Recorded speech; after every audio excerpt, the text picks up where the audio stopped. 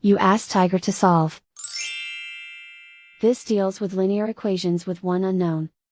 The final result is x equals -7. Let's solve it step by step. Group all constants on the right side of the equation. Add 8 to both sides. Simplify the arithmetic.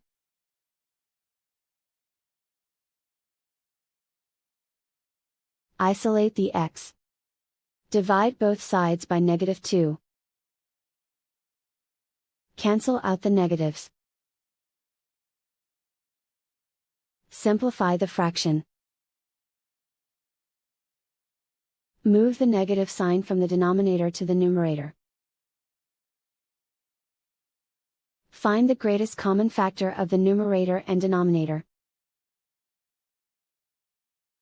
Factor out and cancel the greatest common factor. And so the final result is x equals -7.